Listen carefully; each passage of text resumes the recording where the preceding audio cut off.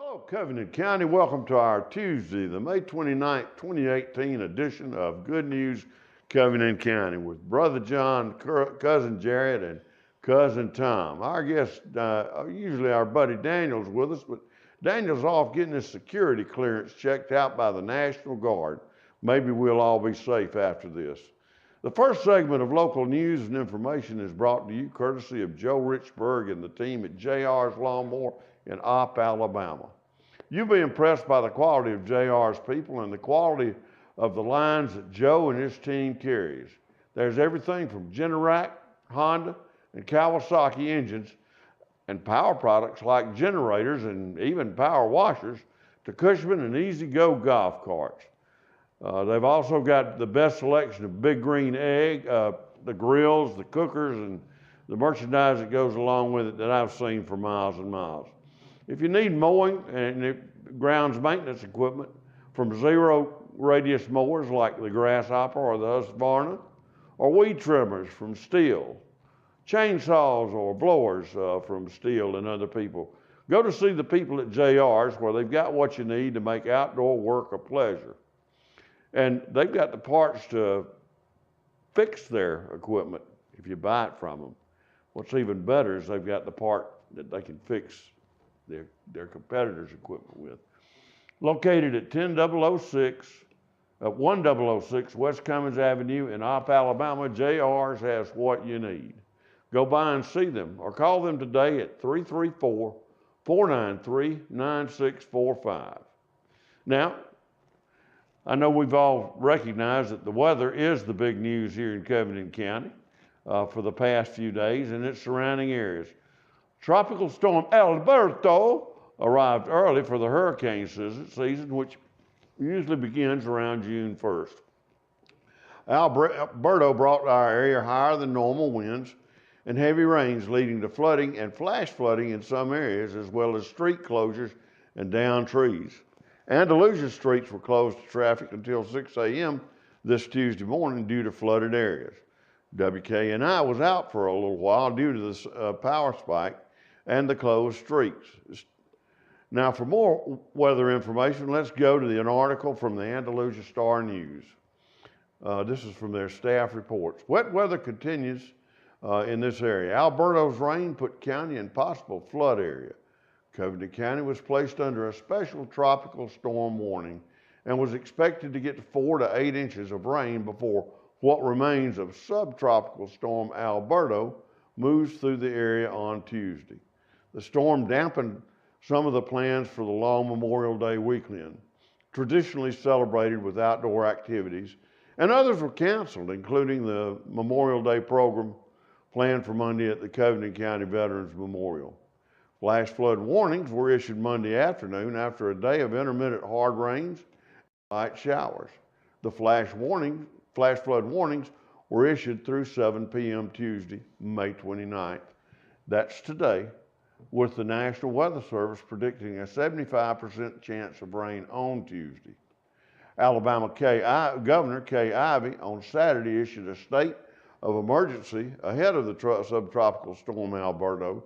That state of emergency included Covington County. At the directions of Governor Ivey, the State Emergency Operations Center in Clanton has been activated since Friday in preparations for Alberto. And the Alabama National Guard has activated its high water evacuation teams to support Divisions A and B in the coastal and southeastern portion of the state. I hope none of them had to be used. Alberto made landfall around 4 p.m. Monday near Laguna Beach, Florida. That's about 15 miles west of Panama City Beach with 45-mile-per-hour winds.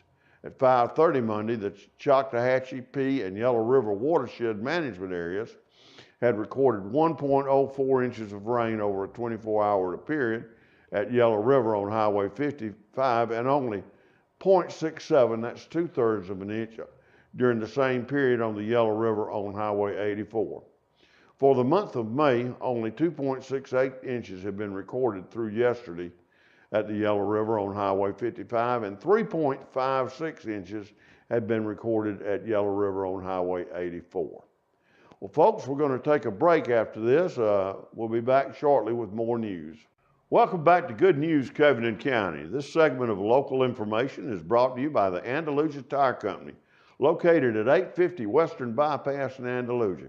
If it's round and it rolls on the road, it's got rubber on it, then if you have a problem with it, Andalusia Tire is probably the place that you ought to go see. They've probably got what you need in stock, and if they don't, they can get it for you. If you got a flat on your bicycle or your tailgater spreading fertilizer out in that field, or even if you've got, and I tell you, this is going on fast and furious right now, a flat on your lawnmower. I was there visiting with them the other day, and I saw 3 people bring in lawnmower tires for flat repair. They're the place to go, folks. They'll get your stuff rolling in a hurry. That's Andalusia Tire Company. Call Jimbo Caton, Todd Caton, or Greg Caton at 334-222-3136 for your tire, brake, and chassis needs. Andalusia Tire can get you rubber from just about anybody you need tires from. And as I said, from lawnmower tire repair to a tailgater tire repair, they'll do the work for you the first time. Now, we got some big news in the local community. This is something I look forward to every year. On this Friday night, up on the square, we're going to have the 6th annual cookout organized by the First Baptist Church on Watley Street. Now, this article is from the Andalusia Star-News. It's by Christopher Smith. The 6th annual tailgate on the square, organized by the First Baptist Church on Watley Street, will still have the same great fellowship and food as it always does, said Pastor Darrell Calloway. The best part of the event is the speakers and the fellowship. I'll tell you, it's not mentioned here, but one of the best parts of the event is the singing. Calloway said we do it so that all of God's children can come together and show that the Christian life is a good life. Now, I'm going to go on so far as to say this. I think this is an important meeting for everybody in our entire community to go to. As I say, the speaking will be great, but the music will be good too. What started out originally as a men's only group, and I remember going to those, has expanded into a fellowship of all people. It was started as a men's group to get together in friendship and fellowship, Calloway said. But as the years have gone by, we've expanded it to women as well because we don't want to leave anyone out. He said that in the midst of all the diversity, and I think controversy would be another word that goes along with that everyone needs to know that they're on the same walk with Christ. It's a place of fellowship, Calloway said. Anyone can come and not feel judged when they walk up. There'll be 7 or 8 churches in attendance to the event, bringing several different types of tailgated food. I'll tell you, the wings and the hamburgers are just out of sight if they're usually what they are. The First Baptist Church of Watley will be bringing hamburgers, hot dogs, and watermelon, Calloway said. Calloway said that when they started the event, he did not think he would do it again. Personally, I did not plan on doing it again, Calloway said, but after the response of everyone that came, it was overwhelming, and we had to do it again. Calloway said that people can bring food if they would like. Whatever you prepare for a tailgate, you can bring. Everyone is welcome to come. Tailgate on the square will be Friday, June 1st at 6 p.m. Now, I want to tell you this is an important event, and we'll be reminding of you more later on. Now, here's a little local news that could have international implications about River Baldwin. And this is an article by my favorite sports writer, Josh Dutton, with the Andalusia Star-News. Before she plays her final high school season this winter, Pleasant Home's River Baldwin is one of 18 finalists competing for the 12 roster spots for the 2018 USA Basketball's Women's Under-17 World Cup team at the United States Olympic Training Center in Colorado Springs. This is the second year that Baldwin's been invited to the tryouts and the second year that she's been named a finalist. Baldwin was one of nearly 200 high school seniors and juniors selected from around the country to participate in the Olympic trials. The trials got started on Thursday with orientation and the first of 3 skill sets. The first round of cuts came Saturday morning, with more than 50 hopefuls being sent home after the first day of trials. Saturday saw another 30 more go home, and then the number of hopefuls went from 102 to just 70.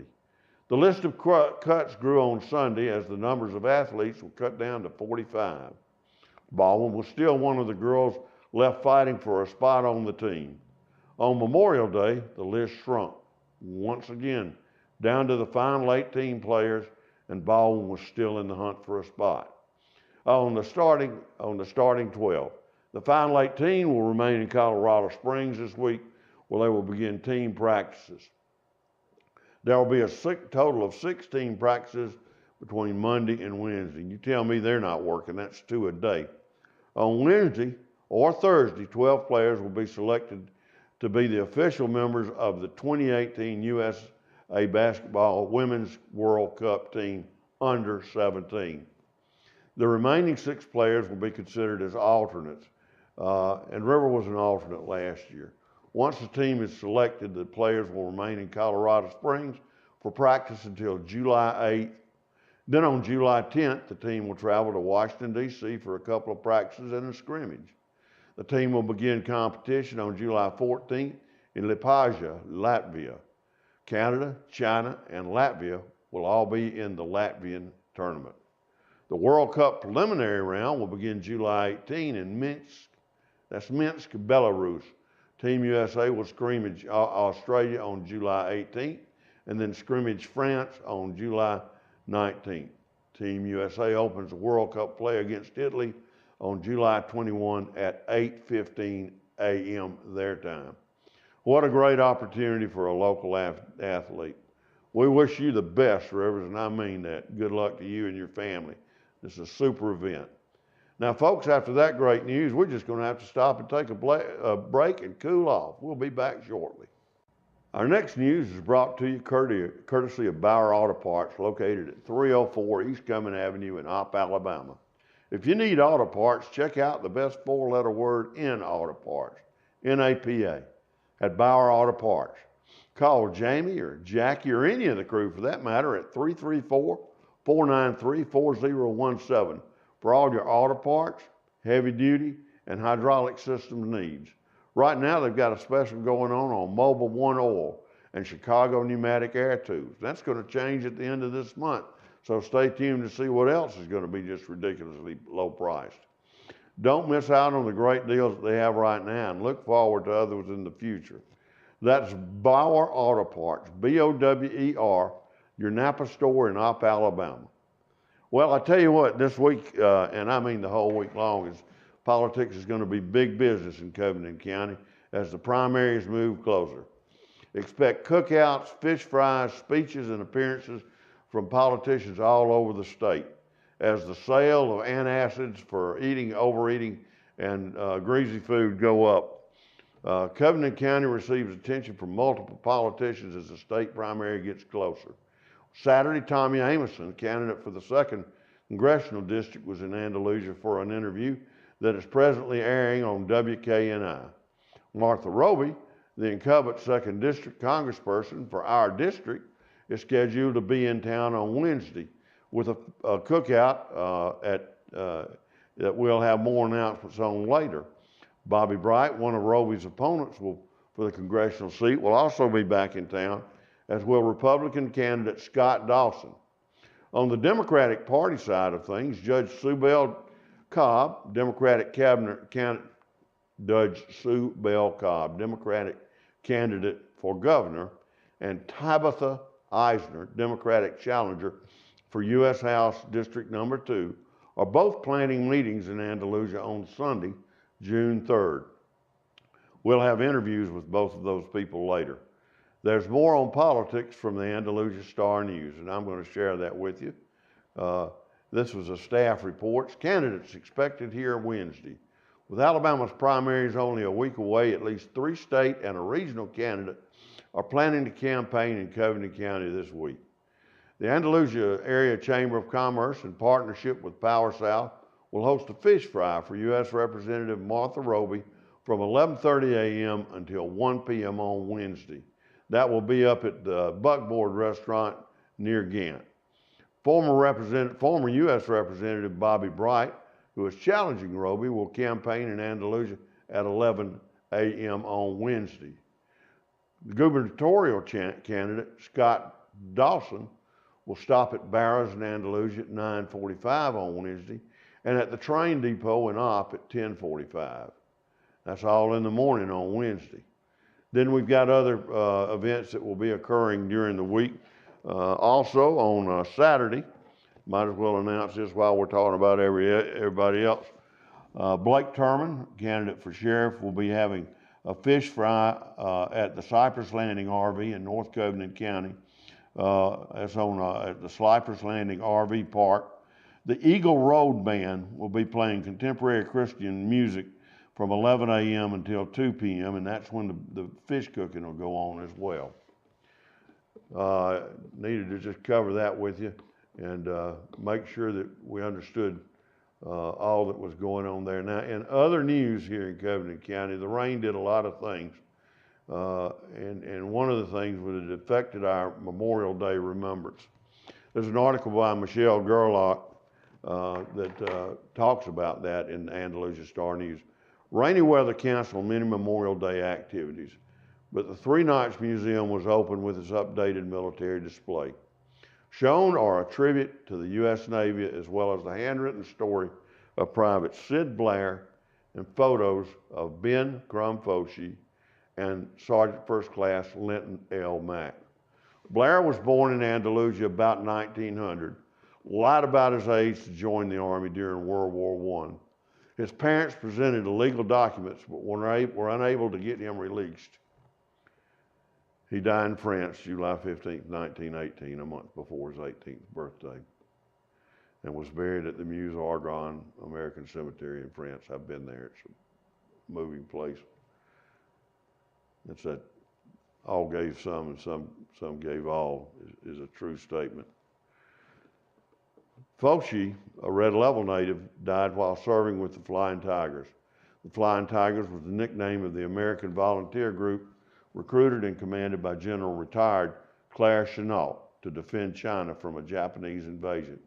His family later located his burial place, and his remains were returned to the United States and are interred at the Fairmont Baptist Church Cemetery. Folks, these people, along with the next people, go back to a time when patriotism was something that we were proud to be in the United States. These first two people both volunteered to go, and I believe the third one did as well. The American Volunteer Group had strong support, especially in the southeastern United States. There was a sessions boy from Enterprise that flew over there with them and was also killed in the conflict with the Japanese. This was before World War I even started. These people realized what the threat to world peace was. They knew how to fly and they went forward. Yes, they were paid for the job. They were paid for their duty, and there was a bounty on the planes that they shot down. But they went into the face of an enemy without very much support, and their big deal was to defend eventually the United States. When the United States entered the war, every one of the surviving members of the Air Aviation Volunteer Group was recycled or put back into service in the United States, not the least of which was Pappy Boyington, the fellow that Robert, I'm trying to remember what his name is, did Wild Wild West, memorialized in Baba Black Sheep. Our last story is about an Opp native. Mack was killed in action in Korea, according to his obituary. It's also on display at the museum. He was survived by his wife, Ms. Nelda Mack of Pensacola, his parents, Mr. and Ms. A.L. Mack of Opp, and one sister, Mrs. C.M. McCall, and one brother, Guy Mack. Remember those, and I want to remember a guy that was a local hero to me. There were a lot of other people from Andalusia I should mention, but Gerald Dunn, son of Mr. Ralph Dunn, brother of Benny and Patrick, was a great young man from here in Andalusia. He's one of those what could have been if you'd only lived. Sergeant Gerald Dunn died in Vietnam. All right, we'll be back after those somber events with more news. Welcome back to Good News Covington County with Brother John, Cousin Tom, and Cousin Jared. We'd like to take a minute just to recognize a new advertiser with us. Harold's Home Furnishings, located in Andalusia on East 3 Notch, next to the post office. If you think Harold's Home is the old Harold's, you need to rethink your day. You need to rethink your whole concept, because Harold's Home is a place that this entire area, that's right, Florella, Opp, Red Level, Montgomery, Kent, any place in this area ought to go. If you live there and you're in the sound of our voice, or if you know people that aren't in the sound of our voice, if they want to see fine quality furnishings for any price range, they need to go to Harold's Furniture. That's right, Harold's Furniture here in Andalusia, Alabama. For furnishings for your home and internet pricing, go to Harold's. Go to see Myra or Miss Paula and the whole crew for great furniture, starting with their just getting started line, through their coming home line, all the way up to their forever home furnishings. Harold's has furniture for your home at about any price level you could see. They also have financing available on approved credit. Through the end of this month, you can get 20% off the regular price of their furniture with approved credit for 1 year. Your interest is 12 for 12 months is zero. In other words, you can get your interest plus a 20% discount if you finance something for them at Harold's. So go by Harold's Home for deals that we can't even repeat on television. Furniture that makes your house a home. That's at 526 East 3 Notch Street, 334-222-3265. Ask for Myra. All right, in other local news, and this is going to be an arty section, we have news about a grant that has come forth for Art Academy students for Covington County. The article in the Andalusia Star News is written again by Michelle Gerlach. Andalusia High School students in the Covington County school system have an opportunity to participate in a CCS, that's Covington County Schools, Fine Arts Leadership Academy from June 25th through 29th. That's a month away. This is a joint endeavor among several high school faculty members at all 4 of our county schools, says Jennifer Withrow. The academy is funded through grants received through the Alabama State Department of Education, Alabama Arts Initiative in Education program. That's combined. The classes will be from 9 a.m. to 3 p.m. daily, and students will receive training in multiple mediums and final pieces being displayed in an art show at the end of the week. On Friday, June 29th, from 5 until 7 p.m., that's when the art show will be. The classes will be held at 807 C.C. Baker Avenue in Andalusia. All supplies are provided, and the entire course cost of attending it is only $15. Any high school student in grades 9 through 12 at any Covington County school, I want to make that clear, this is for Covington County students, not city students, is eligible to attend. Attendance is very limited, so those interested should register as soon as possible, and participants will be notified in early June. Online registration is available, or Victoria Adams at Victoria, spell that Victoria .Adams at cov.k12.al.us. Now, folks, we're going to take a break. We'll be back shortly. Welcome back to Good News, Covington County. Hey, it's Tuesday. What are you doing for lunch or dinner today? Have you tried the food at Happy Kitchen? Listen, I tried it Friday, or was it Saturday? Anyway, one of these days this week I tried it again and again and again. Let me tell you something, that's some of the best Asian food I've ever had in my life. And I want to tell you something, this is not to bend a stereotype or anything, but you don't have to use chopsticks to eat there. They've got plenty of forks and knives and spoons, but the big deal they got is great food. The Happy Kitchen is located in the Westgate Plaza over on the Western Bypass. If you haven't been dining out at the Happy Kitchen, you're missing a real treat. The food is good and the portions are generous. They're open 7 days a week, and the Happy Kitchen is a local place with everything in the way of Asian food, from Mongolian beef to beef and broccoli. I don't know what's different about the beef in Mongolia, but it is. If you can't dine in, then don't make the mistake of missing out. Call them for carry out. Order at 334-222-1398. I'll tell you, it's worth every bit of the money that you pay. I had it. You know, everybody says well, 2 hours later, I'm empty again. Not with the food at Happy Kitchen. I promise you, that stuff will fill you up and you'll stay filled up.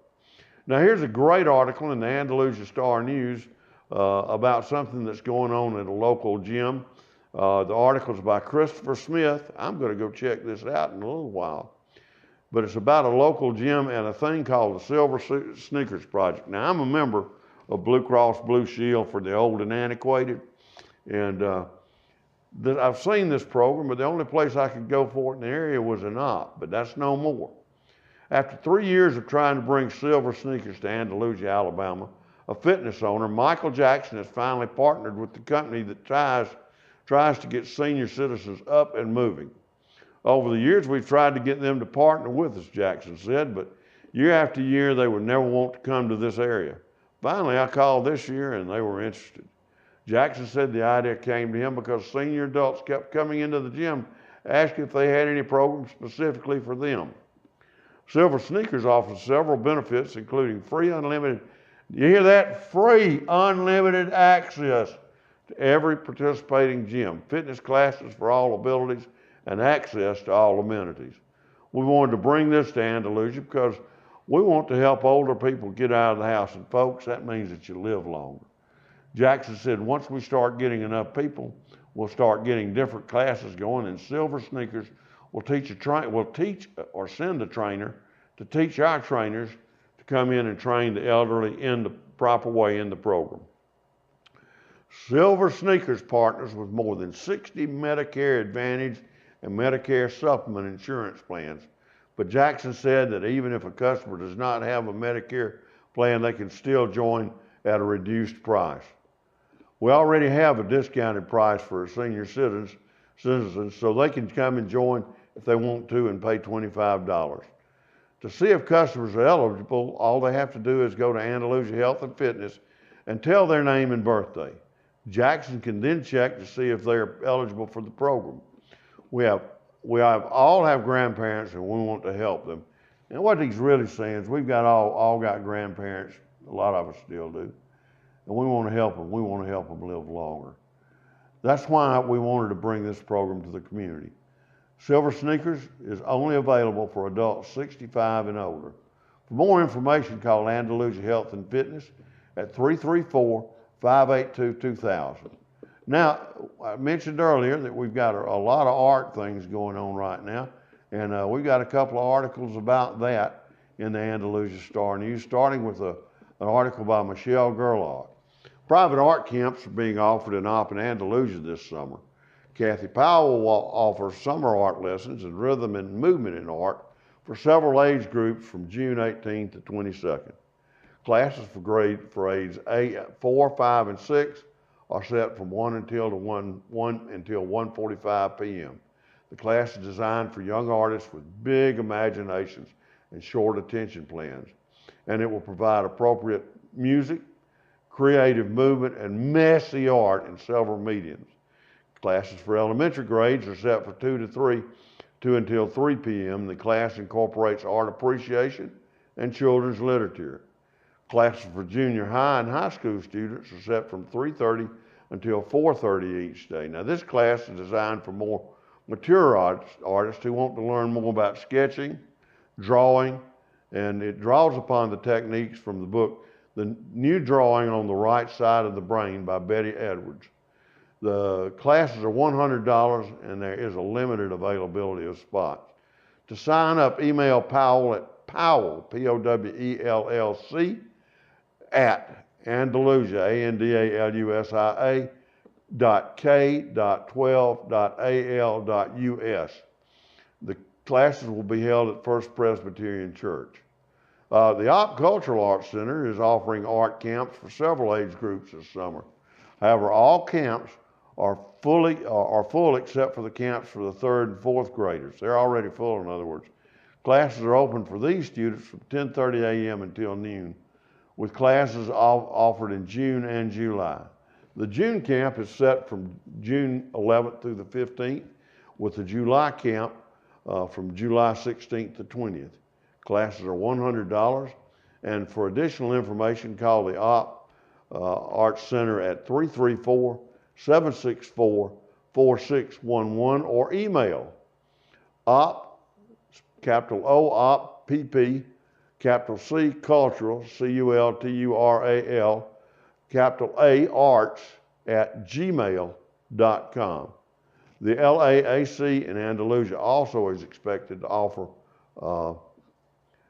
classes for students. I got one thing else to say. Remember, Andalusia's Farmer Market is open Wednesday at the old power plant from 7 a.m. until 12 p.m. That's our news for up till this minute. We'll be back with more news shortly.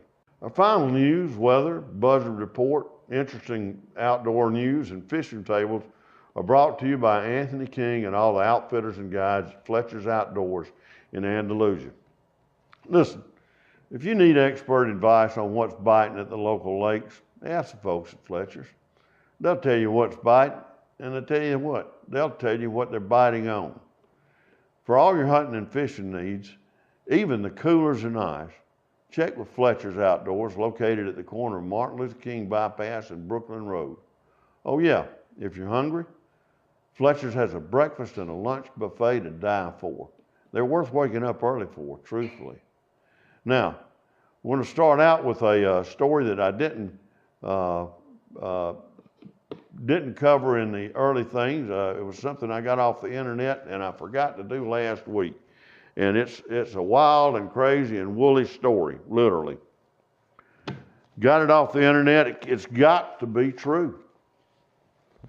A wolf-like creature was stalking livestock in Montana. Authorities have no idea what it is. Is it Bigfoot? I don't know. It doesn't sound like it. In Montana, it's legal to shoot wolves that get perilously close to people or livestock. And that's what a rancher in Denton, Montana thought he did by putting a bullet into something with 4 legs and canine teeth. That's these right here. That's what establishes you as a dog or a human being. And canine teeth within striking distance of his herd. But when he summoned wildlife officials to investigate, something was off, and it wasn't his aim. The dead animal's canine teeth were too short, the front paws were too tiny for a wolf, and the claws on those paws were too long. Was it a wampus cat? The ears were too big as well. The expert told the Washington Post, and the coat was wrong. Must have had on a tuxedo. This was no wolf. It was a young, non-lactating female and a canid, or member of the dog family. That's where these teeth, that's what they're named for. Montana wildlife officials concluded, and that's about as far as the animal experts got. But Bruce Altschley, the information from Montana Fish, Wildlife, and Parks, said, "We have no idea what this is, and we won't know until we get the DNA test back." But from the vacuum of information has sprung not quite educated guesses from armchair taxonomists and conspiracy theorists. That's people who spend too much time staring at a picture or something and come up with a kind of crazy conclusions. The undated photographs provided by the Montana Fish, Wildlife, and Parks Service on Friday, May 25th, show a wolf-like animal that was shot on May 16th, 2012, after it was spotted in a private pasture with livestock near Denton, Montana. It was originally thought to be a wolf, but doubts arose since the front paw appeared to be too short. The front claws are too long and the canine teeth are too short, and its ears too tall in proportion to the skull. The leading theories are, put your money on one of these. It's Bigfoot, because it's large and hairy and unexplained. I had a roommate that would have qualified for that in college. His name was Charles Azar. He was large and hairy, and there was a lot about him that wasn't explained. but it may be Bigfoot. Or it's a dog man. Think of Bigfoot with a snout. Or as a website dedicated to the dog man encounters define them as cryptozoological beings that are large and sometimes described as looking like upright canids. They're spotted each day, and the government quells any report on a person on social media, said, according to the Great Falls Tribune. Several people report being strong-armed into keeping quiet about their reports by men wearing black suits. I guess they're the men in black, Will Smith and Tommy Lee Jones. Now, these are just the facts, they say. Some dog men look like a stretched out dog that walks on 2 feet. It's an Indian legend. Others say it looks like Sasquatch with a Doberman face. Too bad they can't fingerprint him. There's been only one reported dogman sighting in Montana, according to the Dogman Encounters website, which also has a handy map. I'm sorry. There's one anonymous post that says it's kind of, I was in my bed frightened, but I didn't feel the need to yell for my parents or anything, obviously very young. It was kind of stared at me. While looking at it, I saw it had pointed ears and tufts of fur like lynx have, and a muzzle like a German Shepherd. After the dogman stepped over the poster's fence, I heard it yip and bark, while on the other side, which was prairie with a butte and then forest, it was almost like it was calling to others. I don't know. While I was in bed and then there's outside, it might have been something Pepto-Bismol could cure. Some people think it's a dire wolf. If you're a gamer, you may know what a dire wolf is.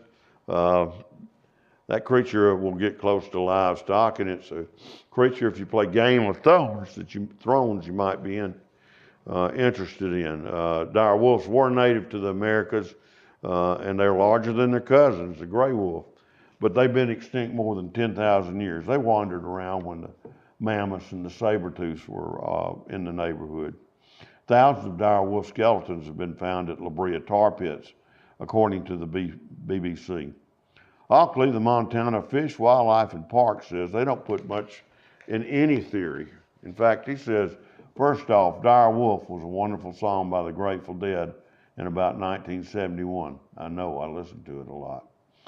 In reality, a dire wolf is a prehistoric mammal in the age of mammoths and saber-toothed tigers. It could be a dire wolf 2.0, which has been bred by somebody that interbreeds wolves and dogs, a wolf-dog hybrid. Wolves and dogs are interfertile, according to the International Wolf Center, meaning they can interbreed and produce offspring that produce more offspring. Hybrids can be unpredictable. Anyway, I thought you'd find that interesting. If we find anything else about this, we'll let you know. Our final weather and buzzard report, fishing tables, are brought to you again by the folks at Fletcher's Outdoor. I think they brought you that last thing too. We'll just get this wrapped up in a hurry. Today's outdoor adventures start with our daily sauna fishing tables, courtesy of the folks at Bassmaster. Today looks like it should be a fair day for fishing according to our tables. In fact, it only looks like fair fishing for the next 3 days. The best daylight fishing times will be from about 12:42 this afternoon until about 2 o'clock p.m. this afternoon. Tonight's best fishing times will be from about 1:10 a.m. to about 2:18 p.m. And tomorrow's best fishing times will be from 1:35 in the afternoon to about 2:43 p.m. Coming to you this morning from his observation post high atop Covington County's courthouse, located at number 1 Courthouse Square in Andalusia, WKNI's crack meteorologist / ornithologist Arthritis McDaniel says there were 4 of Covington County's famous birds of prey spotted on the roof of the courthouse early this morning. That's what he says. That must be what it is. Now the weather for Tuesday and Wednesday. Cloudy with a heavy chance of rain. Local highs near 88. Lows near 62. Chance of rain about 60% as the day goes on. Sometimes the rain may be severe as Alberto picks up its stuff and leaves our area. Wednesday, more of the same. In fact, we should expect rain on and off for most of this week. Highs in the lower 80s, early and low 90, upper 80s and lower 90s. Lows in the 60s at night. Well, folks, that's about it for us today. We've got a busy day planned, and we hope you have one too. We hope you have a great day, and remember two things. Be kind to one another and shop local. See you tomorrow.